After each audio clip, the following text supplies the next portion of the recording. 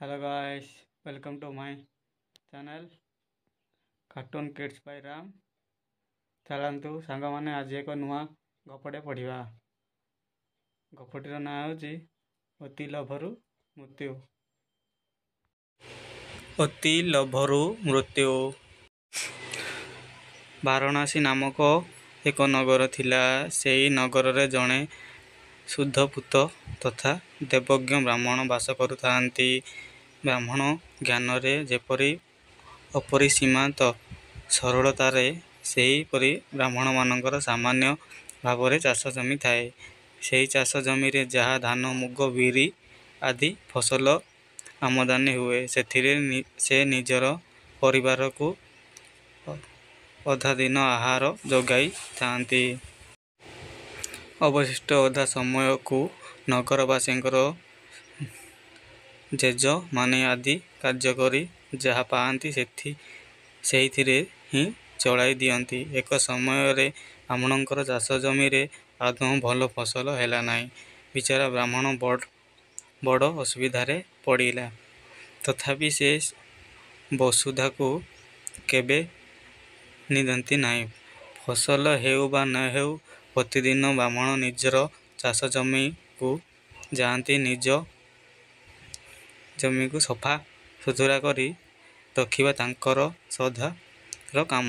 ଦିନେ ବ୍ରାହ୍ମଣ ଜମି ଉପରେ କାର୍ଯ୍ୟ କରିବା ମଧ୍ୟରେ ଦ୍ୱିପ୍ରହରର ସମୟ ହୋଇଯାଇଛି। ମୁଣ୍ଡ ଉପରେ ଟାଣ ଖରା ପଡ଼ିବାରୁ ବ୍ରାହ୍ମଣଙ୍କୁ ଖୁବ୍ କଷ୍ଟ ହେଲା। ପାଟିଟା ତାଙ୍କର ଅଠା ଅଠା ହେଇଗଲା। ଟିକେ ଖରା ଟାଳିବାକୁ ସେ ଜମି ଉପରେ ଥିବା ବରଗଛ ମୂଳକୁ ଆସି ଥଣ୍ଡା ପବନରେ ବସି ପଡ଼ିଲେ। ଠିକ୍ ଏତିକିବେଳେ ପାଖ ହୁଙ୍କାରେ ଥିବା ନାଗ ସାପଟି ସେତିକି ଥଣ୍ଡା ପବନ ପାଇବାକୁ ବାହାରକୁ ବାହାରି ଆସି ଦେଖିଲା ଯେ ଗଛ ମୂଳରେ ବ୍ରାହ୍ମଣ ଜଣକ ବସିଛନ୍ତି। ଦୁନିଆରେ ଯେତେ ଜୀବଜନ୍ତୁ ଅଛନ୍ତି, ସେମାନଙ୍କର ଭୟ କେବଳ ଏହି ସଂସାରର ମଣିଷ ଗୁଡ଼ାକ।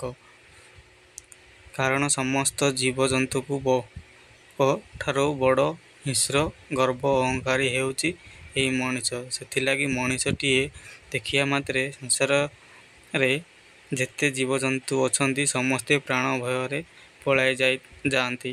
ନାଗସାପ ମଧ୍ୟ ଦେଖିଲା ସଂସାର ମଧ୍ୟରୁ ଏହି ବ୍ରାହ୍ମଣ ଜଣକ ମଧ୍ୟ ଗଛ ମୂଳେ ବସିଛି।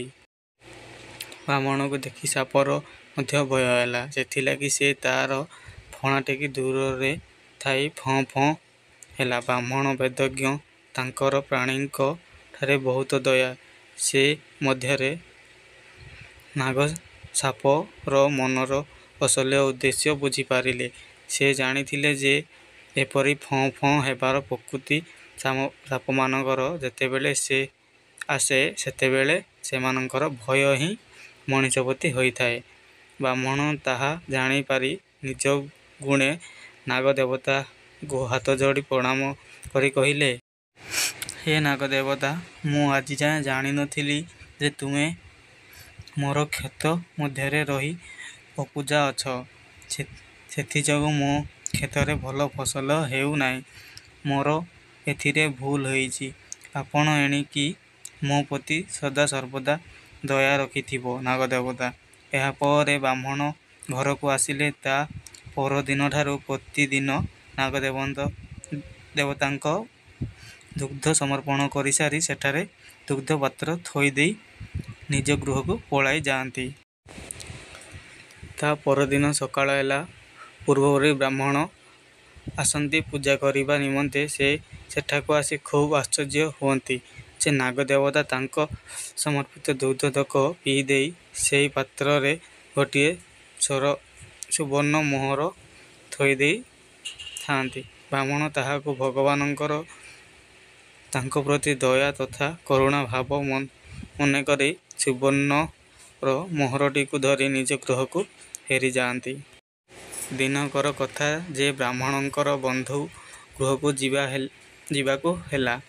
ସେ ଦିନ ନାଗଦେବତାଙ୍କର ପୂଜା ନିମନ୍ତେ ନିଜ ପୁଅକୁ ତାଗିଦ କରିଦେଇ କହିଦେଇ ଗଲେ ଯେ, ପୁଅରେ, ମୁଁ ଦିନକ ନିମନ୍ତେ ବାହାରକୁ ଯାଉଛି। ତୁମେ ନାଗଦେବତାଙ୍କ ପୂଜାରେ ଯେପରି ଅବହେଳା ନ କର। ନାଗଦେବତା ରୁଷ୍ଟ ହେଲେ ଆମର ଅମଙ୍ଗଳ ହେବ। ଏହା କହି ବ୍ରାହ୍ମଣ ସେଦିନ ବନ୍ଧୁଙ୍କ ଗୃହକୁ ଚାଲିଗଲେ। ବ୍ରାହ୍ମଣଙ୍କର ପୁତ୍ର ସେଦିନ ସ୍ନାନାଦି କର୍ମ ସମାପନ କରି ଦୁଗ୍ଧପାତ୍ର ଧରି ବୃକ୍ଷର ମୂଳକୁ ନାଗ ପୂଜା କରିବା ନିମନ୍ତେ ଯାଇ ଦେଖିଲେ ଯେ ପୂର୍ବଦିନର ଦୁଗ୍ଧପାତ୍ରରେ ସୁବର୍ଣ୍ଣର ଗୋଟିଏ ମୋହର ଥୁଆ ହୋଇଛି। ତାହା ଦେଖି ବ୍ରାହ୍ମଣପୁତ୍ରଙ୍କର ଲୋଭ ସମ୍ଭାଳି ପଡ଼ିଲା ନାହିଁ। ସେ ଚିନ୍ତା କଲା କି ସାପ ପାଖରେ ନିଶ୍ଚୟ ଅନେକ ଗୁଡ଼ାଏ ମୋହର ରହିଅଛି। ସେଥିଲାଗି ପ୍ରତିଦିନ ଗୋଟିଏ ଗୋଟିଏ ମୋହର ଦେଉଛନ୍ତି। ସମସ୍ତ ମୋହର ଆମକୁ ଏକାଥରେ ଦେଇଦେଲେ କ'ଣ ହୁଅନ୍ତା ନାହିଁ? ମୋହର ପାଇଗଲେ ଆମେ କ'ଣ ପୂଜା ବନ୍ଦ କରିଦେବୁ? ବ୍ରାହ୍ମଣ ପୁଅ ଏହା ଭାବିଲେ ଯେ ଏକାଥରେ ମୋହର ଗୁଡ଼ାକ ଦେଇଦେଲେ ଆମେ କାଳେ ନାଗଦେବତାଙ୍କର ପୂଜା ବନ୍ଦ କରିଦେବୁ। ସେଥିପାଇଁ ନାଗଦେବତା ପ୍ରତିଦିନ ଗୋଟାଏ ଗୋଟାଏ ମୋହର ଦେଇ ଅନ୍ୟ ସମସ୍ତ ମୋହରକୁ ନିଜ ପାଖରେ ରଖିଛନ୍ତି। ଏହା ପରେ ବ୍ରାହ୍ମଣ ପୁଅର ମନ ମଧ୍ୟରେ ପାପ ଆସି ପ୍ରବେଶ କଲା। ସେ ଚିନ୍ତା କରି ଦୁଗ୍ଧପାତ୍ରଟି ଥୋଇଦେଇ ନାଗଦେବତାଙ୍କ ଆସିବା ଯାଏ ସେ ଠେଙ୍ଗା ଧରି ଜଗି ରହିଲା। କାରଣ ଥିଲା ଯେତେବେଳେ ନାଗ ଦେବତା ଆସି ଦୁଗ୍ଧ ଆରମ୍ଭ କରିବେ ସେତେବେଳେ ଠେଙ୍ଗାରେ ପିଟି ମାରିଦେଇ ତା ପାଖରେ ରହିଥିବା ସମସ୍ତ ସୁବର୍ଣ୍ଣର ମୋହର ଧରି ଚାଲିଯିବ।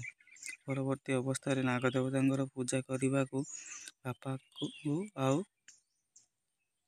ପଡ଼ିବ ନାହିଁ।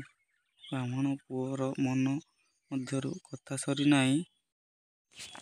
ପ୍ରତିଦିନ ପରି ନାଗଦେବତା ଦୁଗ୍ଧ ପିଇବା ଲାଗି ଗର୍ତ୍ତ ମଧ୍ୟରୁ ବାହାରି ଆସି ଦୁଗ୍ଧତକ ପିଇବାକୁ ଆରମ୍ଭ କଲେ ଓ ବ୍ରାହ୍ମଣ ପୁତ୍ର ପ୍ରତି ଲକ୍ଷ୍ୟ ରଖିଲେ। ଏଥିରେ ବ୍ରାହ୍ମଣ ପୁଅ ଯେତେବେଳେ ଠେଙ୍ଗା ଉଠାଇ ପିଟିବାକୁ ତ ହୁଅନ୍ତେ ଏକଥା ଆଗରୁ ଜାଣିଥିବା ନାଗ ଦେବତା ସଙ୍ଗେ ସଙ୍ଗେ ଡେଇଁପଡ଼ି ବ୍ରାହ୍ମଣ ପୁଅକୁ ଦଂଶନ କରିବାରୁ ସେହିଠାରେ ବିଷ ଜଳ ଯୋଗୁଁ ଛଟପଟ ହୋଇ ମରିଗଲେ। ତା ପରଦିନ ବ୍ରାହ୍ମଣ ବନ୍ଧୁ ଘରୁ ଫେରି ଆସି ନିଜ ପୁତ୍ରର ଖବର ଶୁଣି ଦୁଃଖ କଲେ ସିନା, ହେଲେ ତାପରି ଲୋଭୀ ପୁତ୍ର ମୃତ୍ୟୁ ଶୟନରେ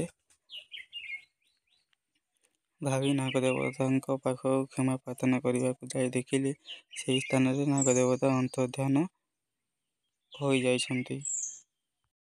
ଆଇ ହୋପ୍ କି ଆପଣମାନଙ୍କୁ ଏହି ଗପଟି ଭଲ ଲାଗିଥିବ। ଲାଇକ୍, କମେଣ୍ଟ, ସେୟାର, ସବସ୍କ୍ରାଇବ୍ କରିବାକୁ ଜମାରୁ ଭୁଲିବେନି ସାଙ୍ଗମାନେ।